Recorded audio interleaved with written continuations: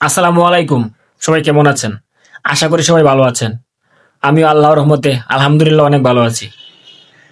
আজকে আবার চলে আসলাম আপনাদের মাঝে বরাবরের মতো নতুন একটি ক্রাইম ভিডিও নিয়ে। হয়তো আপনারা তাকে চিনেন, অনেকে নামও শুনেছেন। আজকের ভিডিওটি তাকে নিয়েই। তো চলুন তাহলে আমরা কথা না বাড়িয়ে মূল ভিডিওতে চলে যাই। আর ভিডিওটি স্কিপ না করে অবশ্যই পুরো ভিডিওটি কন্টিনিউ করবেন। যদি না করেন তাহলে আসলে বুঝবেন না। তো চলুন আমরা কথা না বাড়িয়ে মূল ভিডিওতে চলে যাই। সালাউদ্দিন আহমেদ বাংলাদেশ জাতীয়তাবাদী দলের সাবেক যোগাযোগ প্রতিমন্ত্রী এবং কক্সবাজার ১ আসনের সাবেক সংসদ সদস্য। ইনি বিএনপির মুখপাত্র ছিলেন। বর্তমানে বিএনপির জাতীয় স্থায়ী কমিটির সদস্য হিসেবে কাজ করছেন। ২০১৫ সালের ২৫শে মার্চ ঢাকার উত্তরা থেকে তিনি অপহৃত হন এবং ২ মাস পরে অপহরণকারীরা তাকে ভারতের মেঘালয় রাজ্যের শিলং শহরে নিয়ে মুক্ত করে দেয়। সালাউদ্দিন আহমেদ ছিলেন বিসিএস প্রশাসন ক্যাডার।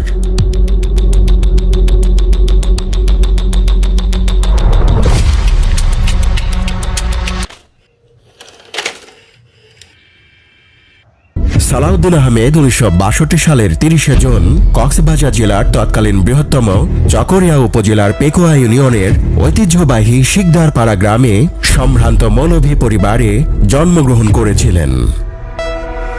তার পিতা মৌলভী সাইদুল হক এবং মা বেগম আয়েশা হক।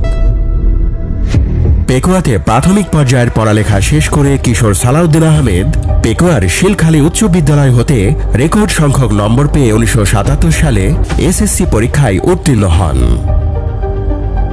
চট্টগ্রাম সরকারি কলেজ থেকে ১৯৭৯ সালে কৃতিত্বের সাথে তিনি এইচএসসি পরীক্ষায় উত্তীর্ণ হন। ঢাকা বিশ্ববিদ্যালয়ে আইন বিভাগে ভর্তি হন ১৯৮০ সালে।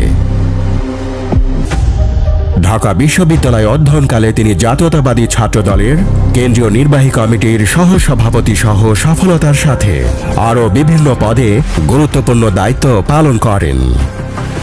কিছুদিন জাতীয়তাবাদী ছাত্র দলের কেন্দ্রীয় কমিটির ভারপ্রাপ্ত সভাপতি হিসেবেও দায়িত্ব পালন করেছেন।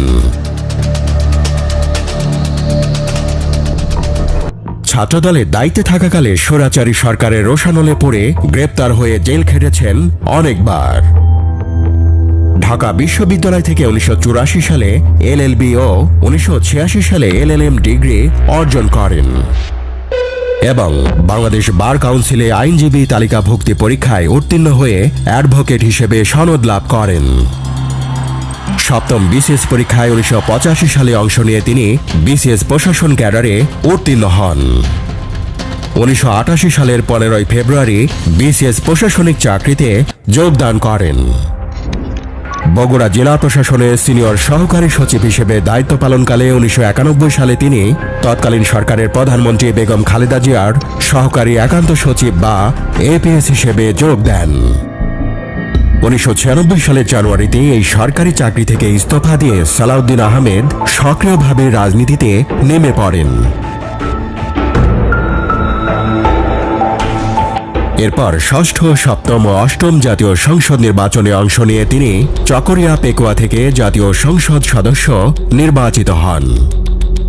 একটানা ৩ বার কক্সবাজার ১ আসনে সংসদ সদস্য নির্বাচিত হয়ে তিনি রেকর্ড সৃষ্টি করেন। সপ্তম ও অষ্টম জাতীয় সংসদ নির্বাচনে তিনি বিপুল ভোটের ব্যবধানে প্রতিদ্বন্দ্বী প্রার্থীকে পরাজিত করেন। অষ্টম সংসদ নির্বাচনের পর ৪ দলীয় জোট দেশনেত্রী বেগম খালেদা জিয়ার নেতৃত্বে সরকার গঠন করলে সালাউদ্দিন আহমেদ ২০০১ সালের ১০ অক্টোবর মন্ত্রিপরিষদে যোগাযোগ প্রতিমন্ত্রী নিযুক্ত হন।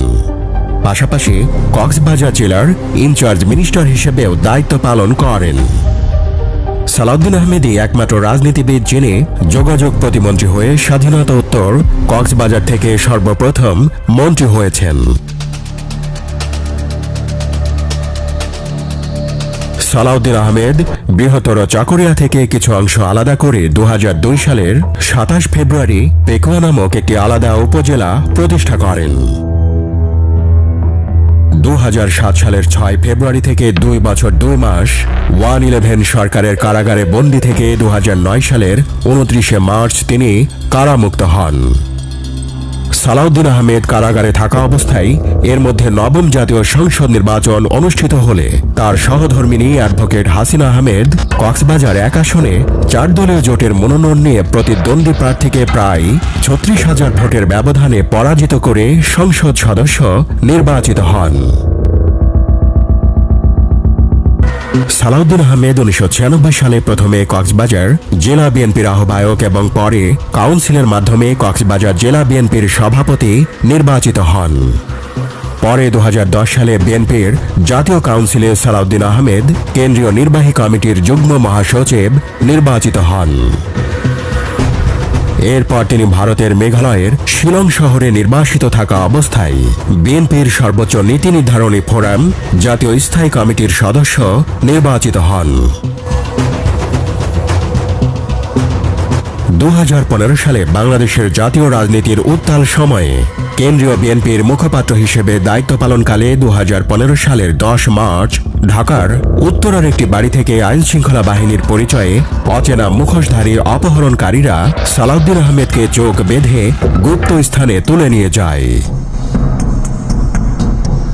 তখন থেকেই দীর্ঘ 62 দিন অজ্ঞাত স্থানে নিখোঁজ থাকার পর একই বছরের 11 মে সালাউদ্দিন আহমেদকে সর্বপ্রথম মানসিক বিপর্যস্ত অবস্থায় ভারতের মেঘালয় রাজ্যের শিলংয়ের গল্ফ লিংক মাঠে পাওয়া যায়। সেখান থেকে তাকে প্রথমে শিলং মানসিক হাসপাতালে, পরে শিলং সিভিল হাসপাতালে ভর্তি করা হয় এবং পরে শিলংয়ের বিশেষায়িত হাসপাতাল নিম গ্রিসে ভর্তি করানো হয়। মেঘালয় রাজ্যের পুলিশ 2015 সালের 3রা জুন ভারতে অবৈধ প্রবেশের অভিযোগ এনে বৈদেশিক নাগরিক আইনের 14 ধারায় সালাউদ্দিন আহমেদের বিরুদ্ধে মামলা দায়ের করে এবং তাকে গ্রেপ্তার দেখিয়ে প্রথমে হাসপাতালে চিকিৎসা ও পরে শিলং জেলে পাঠানো হয়। শিলং শহর ছেড়ে না যাওয়ার শর্তে বিজ্ঞ আদালত পরে সালাউদ্দিন আহমেদকে জামিন প্রদান করেন এবং তখন থেকে নির্বাসিত অবস্থায় দীর্ঘ 4 বছরেরও বেশি সময় ধরে খাসিয়া খ্রিস্টান অধ্যুষিত এলাকা শিলং শহরে বিঞ্চপুর সানরাইজ গেস্ট হাউস নামক একটি দোতলা ভাড়া বাড়িতে তিনি বসবাস করে মামলা পরিচালনা করে আসছিলেন। মামলার চার্জশিটে সালাউদ্দিন আহমেদ বাংলাদেশে তার বিরুদ্ধে দায়েরকৃত বিভিন্ন মামলার গ্রেপ্তারি পরোয়ানা এড়াতে উদ্দেশ্য প্রণোদিতভাবে ভারতে অনুপ্রবেশ করেছেন বলে অভিযোগ আনা হয়। এই মামলায় 2018 সালের 26 অক্টোবর সালাউদ্দিন আহমেদকে বেকসুর খালাস প্রদান করে শিলং আদালতের প্রথম শ্রেণীর ম্যাজিস্ট্রেট রায় ঘোষণা করেন। এই রায়ে ভারতের সীমান্তরক্ষী বাহিনী বিএসএফ এর মাধ্যমে বাংলাদেশের সীমান্তরক্ষী বাহিনী বিজিবিকে সালাউদ্দিন আহমেদকে দ্রুততম সময়ে সমস্ত রাষ্ট্রীয় আনুষ্ঠানিকতা সম্পন্ন করে হস্তান্তর করার জন্য বিচারক নির্দেশ দেন। সালাউদ্দিন আহমেদ আদালতের রায় অনুযায়ী সে দেশের রাষ্ট্রীয় আনুষ্ঠানিকতা সম্পন্ন করে দেশে ফেরার জন্য প্রস্তুতি নিচ্ছিলেন। ঠিক তখনই সালাউদ্দিন আহমেদ শিলং জেলা ও দায়রা জজ আদালতের একটি নোটিশ পান। যে নোটিশে সালাউদ্দিন আহমেদ নিম্ন আদালত থেকে বেকসুর খালাস পাওয়া রায়ের বিরুদ্ধে রাষ্ট্রপক্ষ আপিল করেছে উল্লেখ করে আপিল মামলায় জেলা ও দায়রা জজ তাকে আদালতে হাজির হওয়ার জন্য বলেন। সালাউদ্দিন আহমেদ শিলং জেলা ও দায়রা জজ আদালতে আপিল মামলায় যথারীতি হাজিরা দিয়ে আসছিলেন। ভারতে অবৈধ অনুপ্রবেশের মামলায় বিচারিক আদালতের রায়ে রাষ্ট্রপক্ষের আপিলের পর 2023 সালের 28 ফেব্রুয়ারি জজ কোর্টের রায়েও খালাস পেয়েছেন তিনি। তার পাসপোর্টের মেয়াদ না থাকায় বাংলাদেশ দূতাবাস থেকে তিনি হাতে পেয়েছিলেন ট্রাভেল পারমিটও। তবে ভারতের পররাষ্ট্র মন্ত্রণালয় অনুমোদন না করায় ফিরতে পারছিলেন না দেশে। অবশেষে 2024 সালের 11 আগস্ট আওয়ামী লীগ সরকার পদত্যাগ করলে তিনি দেশে পুনরায় প্রত্যাবর্তন করেন।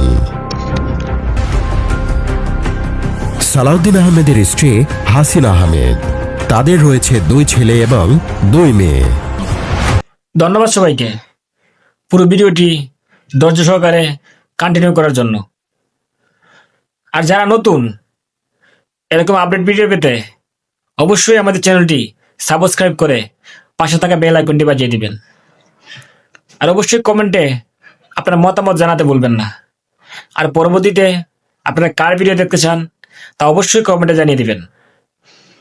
তো দেখা হচ্ছে পরবর্তী কোনো ভিডিওতে। ততক্ষণ ভালো থাকবেন, সুস্থ থাকবেন। আল্লাহ হাফেজ।